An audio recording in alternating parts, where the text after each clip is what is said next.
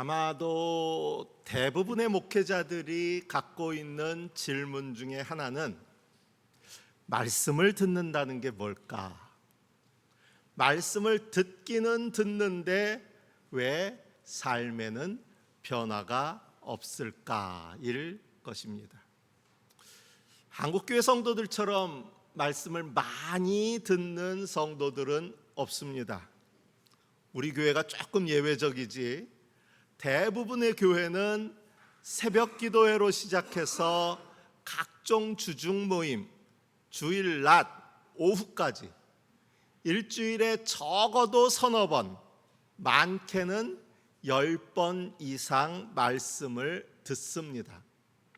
그도 모자라서 기독교 방송을 통해 하루 종일 말씀을 듣는 분들도 있습니다.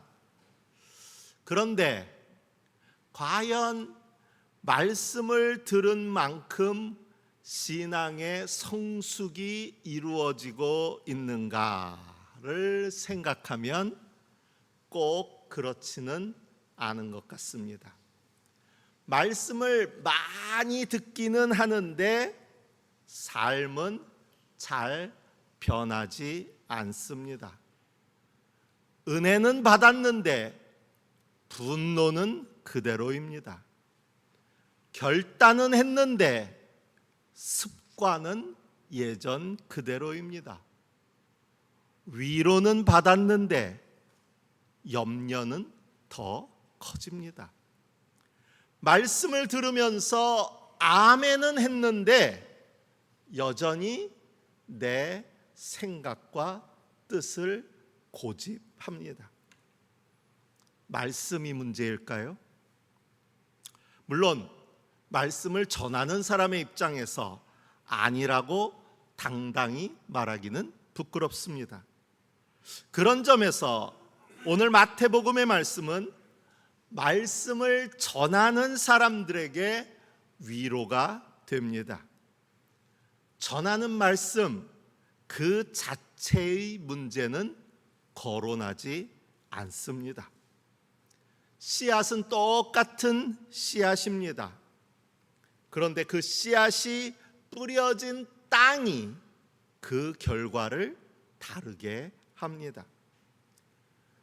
예수님의 말씀을 듣기 위해 큰 무리가 바닷가에 모였고 예수님은 배에 올라가서 앉으셨습니다.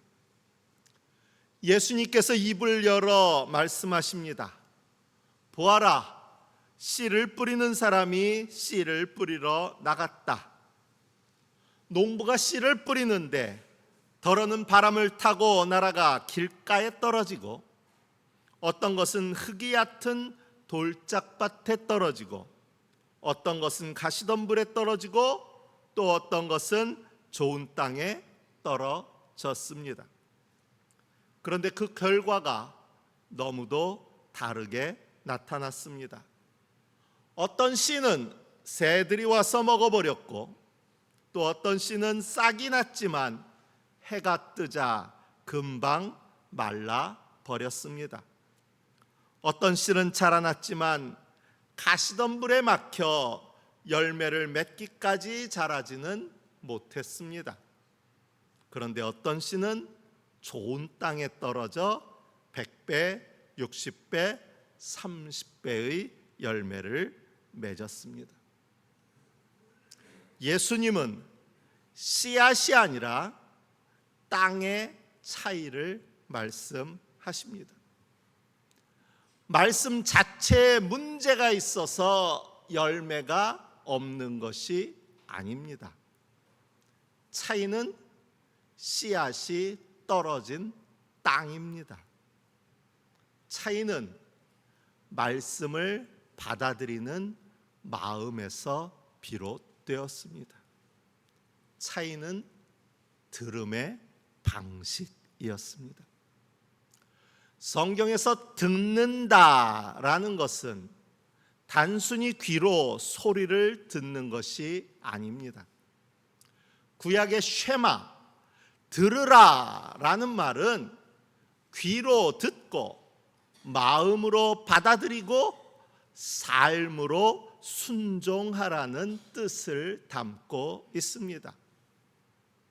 한 제약회사가 광고를 했는데요, 이 광고에서 효과가 좋은 약을 우리는 잘 듣는 약이라고 부른다면서 자신들은 고객의 요구를 잘 듣고 그래서 잘 듣는 약을 만들겠다, 이렇게 광고하는 내용을 들었습니다.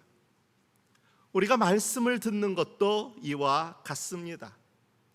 말씀을 잘 듣는 것은 그저 들음에 멈추지 않습니다. 그 말씀이 우리의 마음판에 새겨지고 우리의 삶에서 순종으로 나타날 때 그것이 바로 말씀을 잘 듣는 것입니다. 말씀을 듣는 사람은 많지만 말씀을 잘 듣는 사람은 적은 것, 이것이 지금 한국교회의 문제가 아닐까 생각하게 됩니다. 물론 그 땅들도 할 말은 있습니다. 길가는 사람들이 밟고 다니는 땅입니다. 그래서 단단합니다. 저는 요즘 사람들 대부분의 마음이 이와 같지 않을까 생각했습니다. 부드럽고 순하기만 해서는 세상 살아갈 수 없다고, 그래서 독하게 마음 먹어야 한다고 가르치는 그런 세상입니다. 상처로 밟힌 마음, 실패로 밟힌 마음, 사람에 대한 실망으로 밟힌 마음, 그래서 더욱 딱딱한 외피로 보호하고 감쌀 수밖에 없었던 마음이 오늘 우리의 마음입니다. 얼마 전에 주변 목사님들하고 저녁을 함께 먹으러 갔는데요, 거기 있는 식당 주인이 이렇게 저렇게 하다가 뭐 하시는 분들이세요? 그리고 궁금하다고 뭐 하시는 사람들이냐고 물어보더라고요. 우리 제다 목사입니다. 그랬더니 아 그러세요? 그래도 잘 만났다는 듯이 이야기를 하는데 자기가 결국 식당을 옮기기로 결정을 했답니다. 그래서 왜 그러냐 그랬더니 바로 옆에 교회가 있는데 그 교회 목사가 하도 괴롭혀서 여기서 더는 장사를 할 수 없어서 옮길 수밖에 없게 되었다고. 주차했다고 뭐라 그리고 식당 손님들이 나와서 뭐 했다고 뭐라 그리고 하여튼 허구한 날 민원을 집어넣고 그래서 도무지 견딜 수가 없다고. 그러면서 어디 목사님들이 답 좀 해보시라고. 목사가 왜 그래요? 목사들한테 밟힌 마음, 교회에 밟힌 마음, 교회에서 상처 입은 분들이 있어요. 그래서 교회를 찾아 다른 교회에 등록하고도 그 교회에서도 마음을 쉽게 못 열어요. 여기서도 내 마음 열었다가 또 상처로 얼룩지고 밟히고 또 밟힐까 봐 마음을 열지 못해요.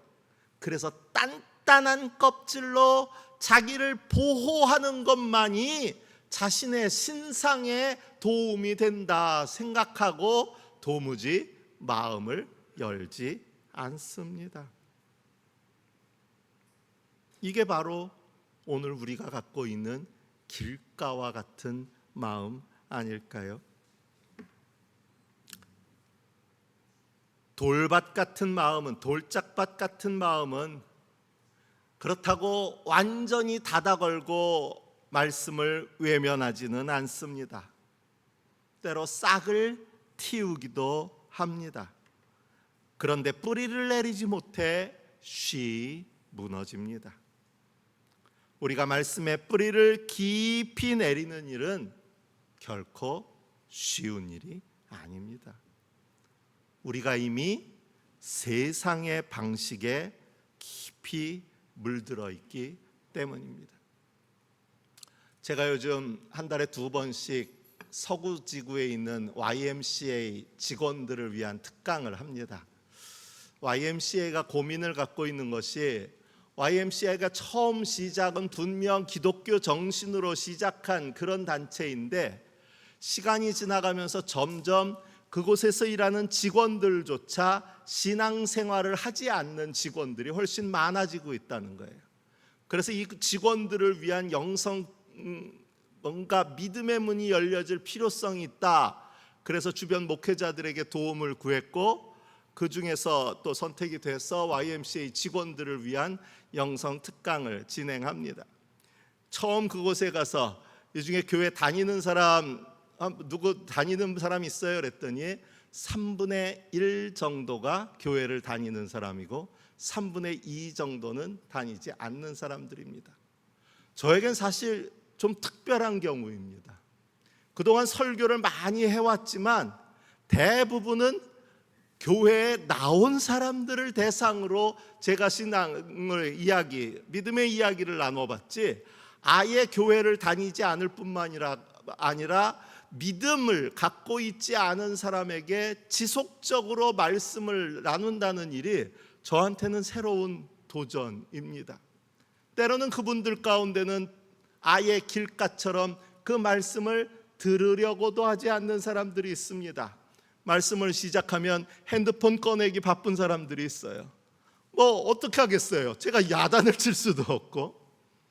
그런데 그 중에서는 또 분명히 처음에는 자기 교회 안 다녀요 했던 직원들이었는데 저랑 몇 번 계속 만나는 과정 속에서 그래도 눈을 말똥말똥 띄고 호기심을 갖고 제가 하는 이야기에 귀를 기울여 보려고 하는 사람들이 있습니다.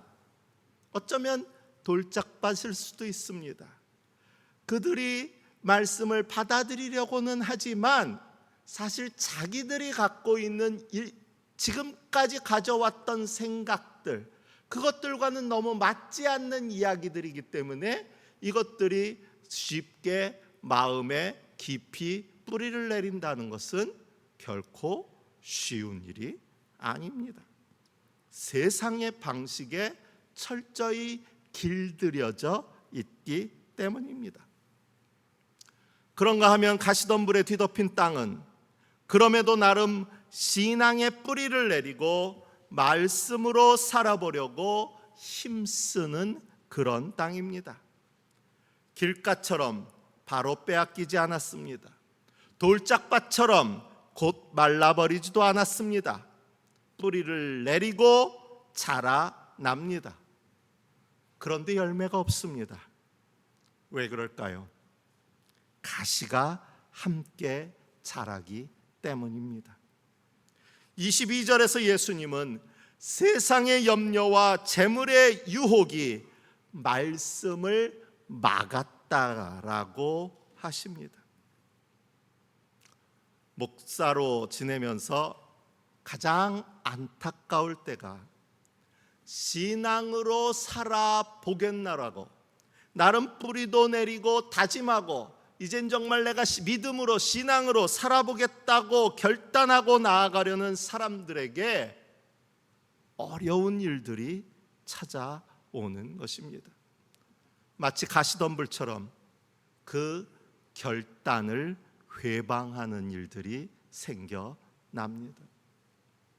그러면 어떻게 해야 할까요? 요즘은 보기 힘든 문구이긴 한데 예전에 신방을 다니다 보면 문 앞에 개조심, 심지어는 맹견조심이라고 써놓은 집들이 많았습니다.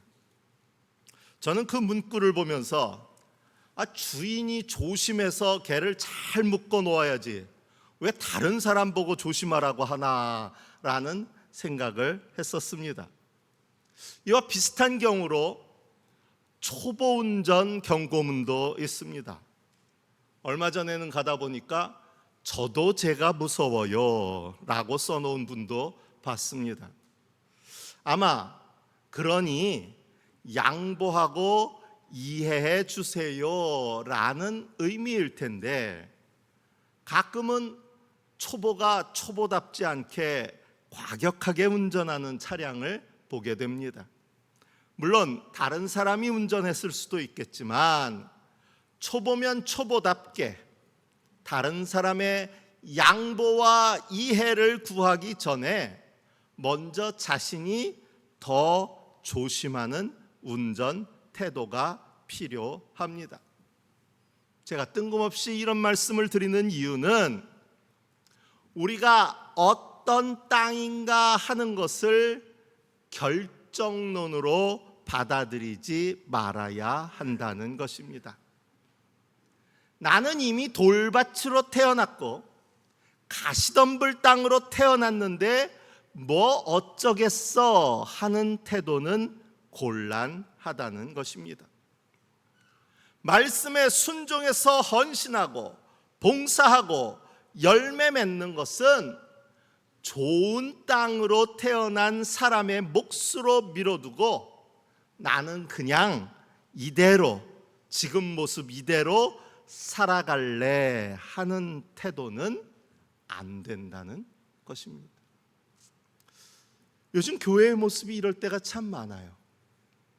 교회 안에서도 스스로의 신앙의 영역을 제한적으로 가둬두는 분들이 있습니다. 나는 그저 주일날 교회에 얼굴 비춰주는 것으로 내 할 일은 다 했다. 딱 나는 여기까지라고 제안하는 분들이 있어요. 나는 거기서 조금 더 나가서 그래도 집에서 성경도 좀 읽고 그래도 헌금 생활도 하고 요 정도 하는 것이 내가 할 수 있는 최선이다라고 스스로 선을 그어놓는 분들이 있어요. 그러면서 교회에서 헌신하고 수고하고 봉사하는 일은 내가 할 일이 아니라 그런 일들까지 하도록 부름받은, 오늘 말씀으로 치자면 좋은 땅으로 택함받은 그 사람들이 할 일이지 나는 알 바 아니다 라고까지 생각하며 신앙생활을 하는 분들이 있습니다. 그런 태도는 결코 잘 듣는 태도는 아닐 것입니다. 또 이것을 다른 사람을 함부로 판단하는 이야기로 이해해서도 안 됩니다. 서로를 향해서 저 사람은 길가라고, 저 사람은 돌짝밭이라고, 저 사람은 가시덤불이라고 판단하고 정죄하는 것도 옳지 않습니다. 여기서 우리가 주목할 것은 농부이신 주님은 여전히 모든 땅에 씨앗을 뿌리실 것이라는 점입니다. 사실 이 비유의 제목은 네 가지 땅의 비유가 아닙니다. 씨 뿌리는 자의 비유입니다. 중심이 씨 뿌리는 자에 놓여 있습니다. 그런데 이 씨 뿌리는 사람은 낭비가 심해 보입니다. 오늘의 가치로 보자면 효율성과는 너무 거리가 멉니다. 씨앗을 아무데나 헤프게 흩날려 버립니다. 어떤 분은 이것에 거룩한 낭비라는 표현을 사용합니다. 하느님의 사랑을 표현할 때 많이 사용되는 말입니다. 하느님의 풍성하신 은총, 넘치는 사랑은 무조건적입니다. 조건이나 자격, 효율을 따지지 않습니다. 땅을 가리지 않습니다. 그렇기에 농부이신 주님은 비록 그 씨앗이 낭비될지언정 그럼에도 포기하지 않고 이듬해도 또 그 이듬해도 그렇게 씨앗을 흩뿌리실 것입니다. 물론 그렇다고 낭비가 목적이 될 수는 없습니다. 그러면 씨앗이 낭비되지 않을 방법은 무엇입니까? 우리가 처음부터 좋은 땅은 되지 못했을지언정 좋은 땅이 될 가능성마저 포기하지는 말아야 합니다. 아시다시피 제주에는 돌이 많습니다. 집을 짓고 밭을 일구기 위해 땅을 정리하다 보면 돌이 엄청나게 많이 나옵니다. 내다 버리자니 그것도 큰일입니다. 그렇게 제주의 돌담은 멋을 위해 쌓은 것이 아니라 집을 짓고 밭을 일구는 중에 나온 그 허다한 돌들을 처리하는 과정에서 돌담이 나왔습니다. 그렇게 끝나지 않을 것 같은 돌을 고르고 또 골라서 밭을 일구고 집을 지었습니다. 그리고 그 밭에서 품질 좋은 당근, 마늘을 수확합니다. 처음부터 좋은 땅은 아니었지만 이제는 열매 맺는 좋은 땅이 되었습니다. 이 돌을 골라내는 노력, 이것이 필요합니다.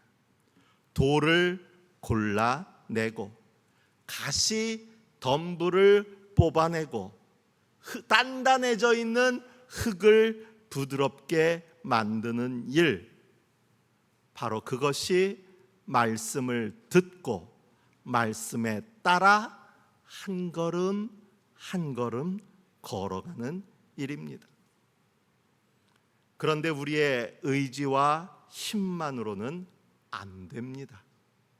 만일 그럴 수 있다면 그것은 이미 좋은 땅일 것입니다. 세상은 이렇게 말합니다. 검은 머리 가진 짐승은 구제하지 말라. 은혜를 베풀어 보았자 소용없다고. 사람은 고쳐 쓰는 게 아니라고. 그래서 출신 성분이 중요하다고. 목사들도 만나면 사람 안 변해라고 얘기합니다. 그렇게 자격 없는 이들에게 사랑을 베푸는 것은 결국 낭비로 끝날 것이라고 세상은 말합니다. 사실 아니라고 고집하기에는 저조차도 자신할 수 없습니다. 그러나 그렇다고 희망이 사라진 것은 아닙니다. 한 목사님이 좋은 땅은 타고난 마음이라기보다 하나님께 경작을 허락한 마음이라고 표현하셨습니다. 내가 스스로 좋은 땅이 되기는 어렵기에 농부이신 하나님께 맡겨 드려야 한다는 말입니다. 바울은 로마서에서 이렇게 하나님께 자기의 마음을 맡겨드리는 사람을 성령을 따라 사는 사람이라고 표현했습니다. 여기서 사는 이라는 동사는 걸어가다라는 뜻입니다. 죄에 넘어지기 쉬운 연약한 존재인 우리이지만 성령께서는 마치 농부이신 주님께서 우리의 마음밭을 경작해 가시듯이 우리를 이끌어 주셔서 영의 삶을 살아갈 수 있도록 하십니다. 여전히 육신에 속한 존재로 육신에 속한 생각이 우리를 지배하고 있지만 성령께 우리 자신을 맡기면 성령에 속한 것을 생각하며 살아갈 수 있게 된다는 말입니다.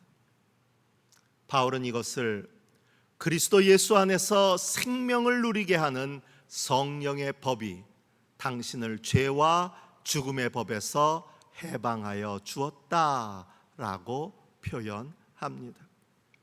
우리를 열매 맺는 좋은 땅으로 바꿔 주셨다라는 것입니다. 그렇다고 땅이 농부의 처분만을 바라며 가만히 있는 것은 아닙니다. 그러기 위해서는 하나님께 경작을 허락하는 마음으로 우리가 성령의 음성을 외면하지 않고 그 음성을 힘써 따라야 합니다. 잘 들어야 합니다.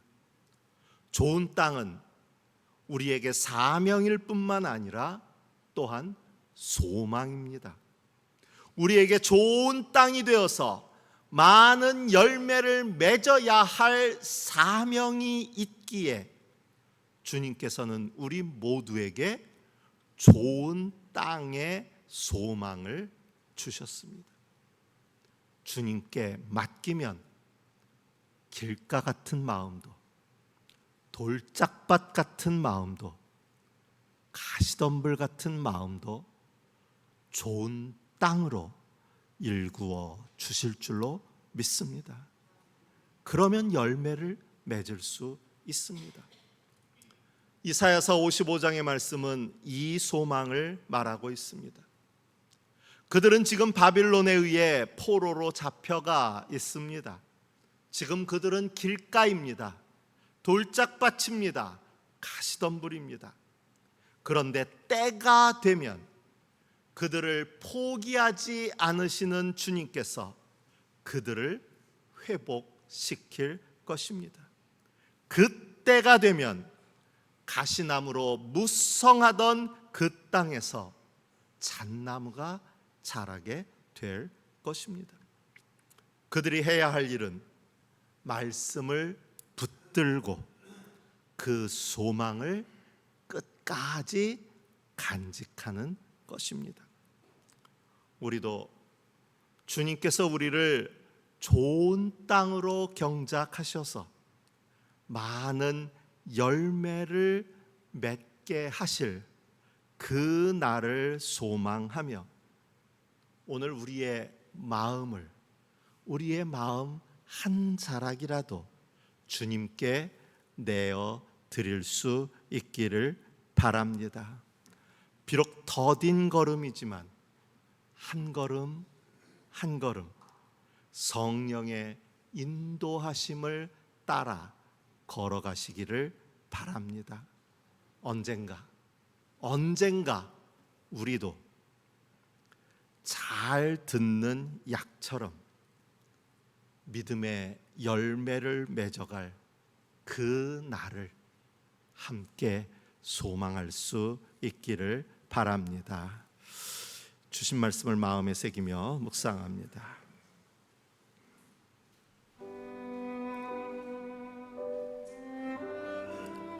육신을 따라 사는 사람은 육신에 속한 것을 생각하나 성령을 따라 사는 사람은 성령에 속한 것을 생각합니다. 가시나무가 자라던 곳에는 잣나무가 자랄 것이며 찔레나무가 자라던 곳에는 화석류가 자랄 것이다. 이것은 영원토록 남아 있어서 주님께서 하신 일을 증언할 것이다. 좋은 땅에 뿌린 씨는 말씀을 듣고서 깨닫는 사람을 두고 하는 말인데 이 사람이야말로 열매를 맺되 100배 혹은 60배 혹은 30배의 결실을 낸다.